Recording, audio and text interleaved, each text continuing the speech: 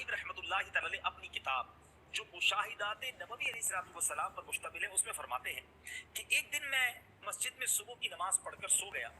میں نے خواب میں نبی پاک علیہ السلام کو اپنے سرحانے تشریف فرما دیکھا. میں نے عرض کی الصلاۃ والسلام علیک یا رسول اللہ، السلام علیک ایھا النبی ورحمۃ اللہ وبرکاتہ.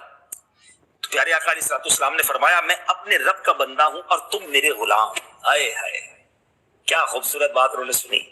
تو وہ کہتے ہیں میں نے عرض کی جی ہاں یا رسول اللہ صلی اللہ تعالی علیہ وسلم میں اس پر راضی ہوں.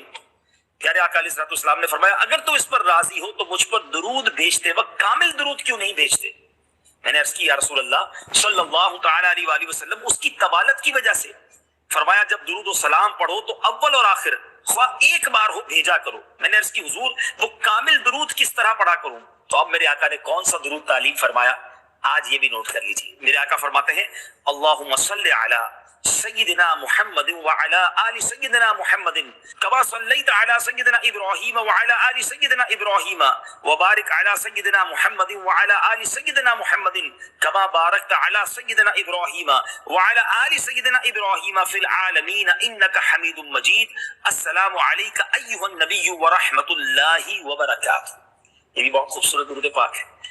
درود ابراہیمی بھی پڑھتے رہنا چاہیے. یہ درود پاک بھی اگر یاد ہو جائے تو اس کو بھی پڑھیں اور اس کی بھی خوب برکت لوٹیں. صلو علی الحبیب صلی اللہ علیہ وسلم.